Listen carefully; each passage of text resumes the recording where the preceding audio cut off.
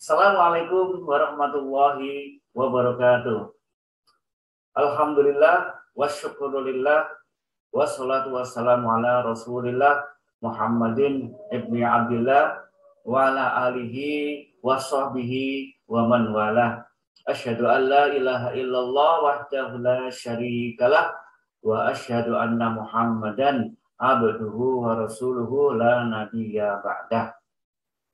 Anak-anak semuanya dan semua saja yang berkesempatan melihat video ini, tentu saja kita wajib bersyukur kepada Allah Subhanahu wa taala, terutama di bulan suci Ramadan ini kita masih bisa diberi kesempatan untuk bisa melaksanakan ibadah wajib kita, yaitu ibadah puasa. Semoga kita bisa menyelesaikan ibadah puasa dalam satu bulan ini tanpa ada sedikit pun yang terlewatkan. Amin ya rabbal alamin. Nah, anak-anak semuanya dan semua saja yang berkesempatan melihat video ini, kali ini saya ingin menyampaikan sebuah ayat dari surat yang surat ini menjadi materi tahfidz kita, karena kita hafalkan setiap kali kita ada kegiatan tahfidz movement, yaitu surat Al-Infitar.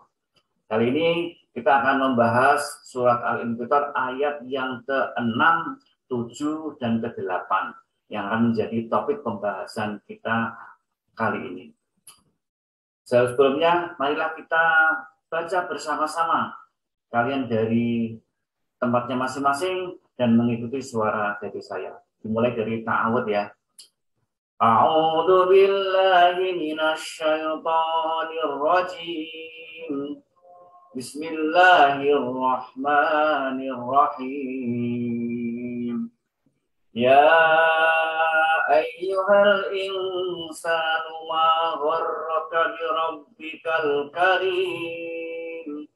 Alladzi khalaqaka fasawwaka fa'adalak fi ayyi suratin ma syaa rakkabak.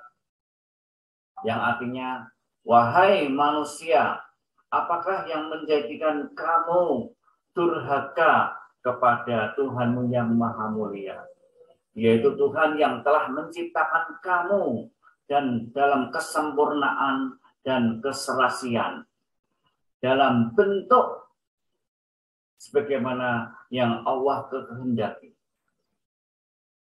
Anak-anak semuanya, dalam 8 hasil pembelajaran kita, poin yang pertama adalah bahwa setiap anak itu unik.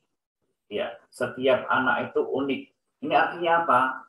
Ya, sesuai dengan ayat tadi, bahwa manusia ini memang sering berbuat ghurur. Ghurur itu bisa sombong atau kebalikannya rendah diri, merasa nggak ada harganya. Kemudian sering juga terpedaya atau lalai atau lupa, kemudian menjadikannya dia ingkar atau durhaka. Nah, ini watak manusia, terutama terhadap Allah yang telah menciptakan kita, yaitu dalam ciptaan yang sebaik-baiknya. Kita ini manusia diciptakan oleh Allah dalam kesempurnaan. Sempurnanya apa? Yaitu semua manusia ini diciptakan dalam keadaan serasi. Ya, serasi kemampuannya. Ya, serasi kepintarannya. Dan dalam keseimbangan. Jadi seimbang semuanya. Mungkin kalian lihat ada contoh dari saudara kita, teman kita yang mungkin tidak sama dengan kita dalam tubuhnya. Barangkali ada yang maaf, yaitu tangannya kuntung, atau kakinya kuntung, atau matanya satunya, bahkan dua-duanya tidak bisa melihat, atau mungkin telinganya satunya atau dua-duanya tidak bisa mendengar. Namun itu adalah salah satu keunikan. Ya, keunikan perbedaan yang Allah ciptakan terhadap manusia, bukan kekurangan.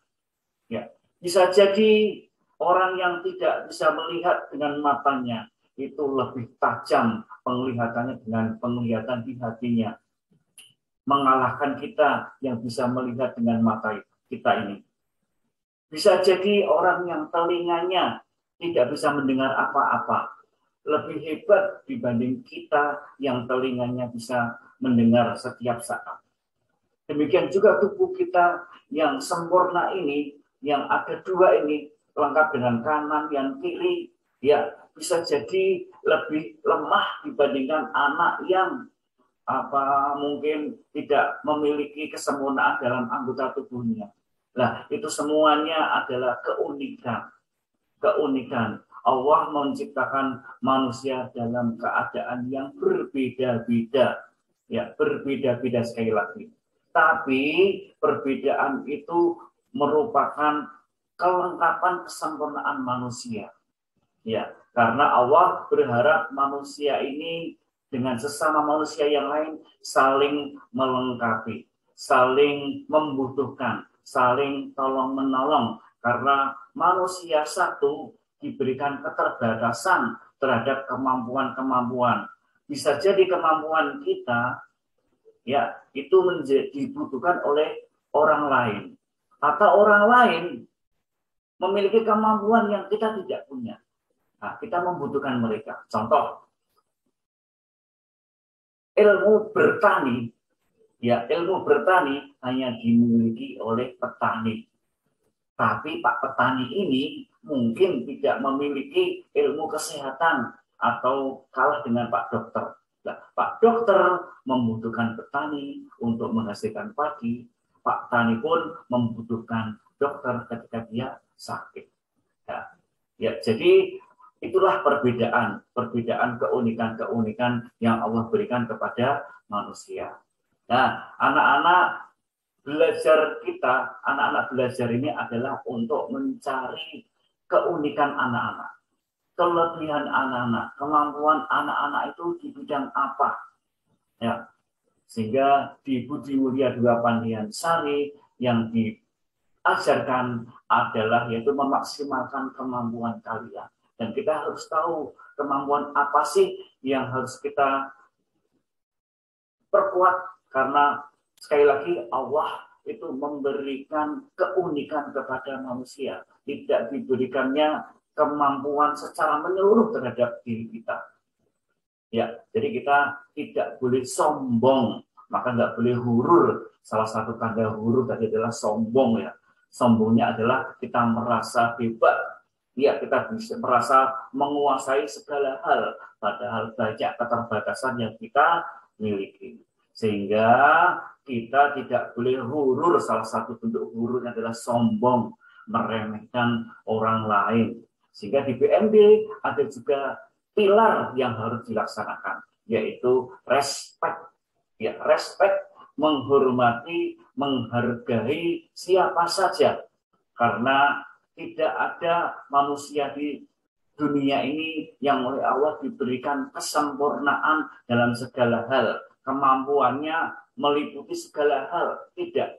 Tapi dalam penciptaannya, Allah memberikan kita keserasian. Mampu dalam hal tertentu, ya. Dan itu juga diberikan oleh Allah dalam orang lain juga. Perbedaan dalam kemampuan. Perbedaan dalam apa saja. Termasuk tubuh kita ini adalah beda-beda. Tapi perbedaan itu tidak untuk diejek, untuk menjadi bahan bulian ya. Sehingga anak-anak di PMB ini harus belajar respect terhadap orang lain.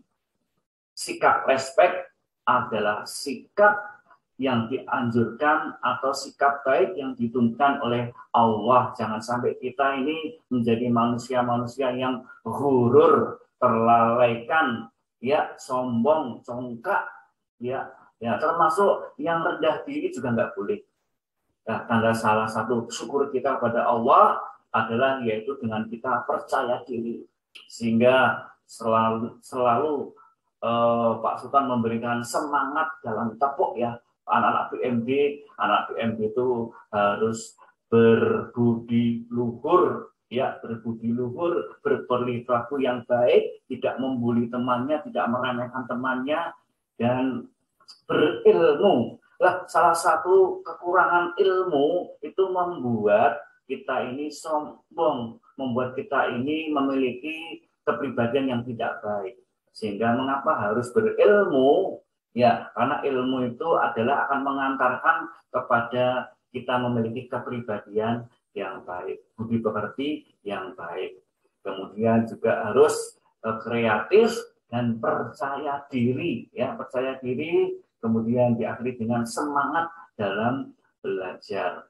Anak-anak semuanya, sekali lagi, moto atau pilar pembelajaran Budi Mulia 2 ini, marilah kita pahami bersama bahwa setiap anak itu unik, sehingga tidak boleh kita membeda-bedakan, mencemooh, meremehkan, membuli karena dia berbeda dengan kita.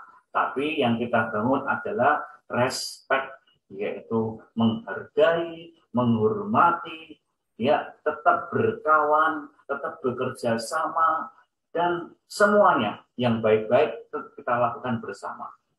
Nah, mudah-mudahan materi kali ini anak-anak bisa paham, dan nanti ketika anak-anak masuk di sekolah, bertemu dengan teman-temannya sama BMD, ya, saling menghormati, saling menyayangi, tidak ada saling membuli, tidak ada. Ya, tidak ada. Karena fi ayyi suratin masya arakkaka, demikianlah Allah itu berkehendak dalam penciptaannya. Ada yang diciptakan dalam keadaan tubuhnya kurus, ada yang biasa sedang, ada yang gemuk, lah ada juga yang tinggi, ada yang sedang, ada yang pendek. Itu adalah salah satu bentuk kekuasaan Allah. Kalau kita mengejek, menghina, membuli, berarti kita mau berbuat hurur kepada Allah. Mudah-mudahan ini bermanfaat bagi kalian semuanya dan juga bagi kita semuanya. Akhirul kalam, billahi taufiq wal hidayah. Assalamualaikum warahmatullahi wabarakatuh.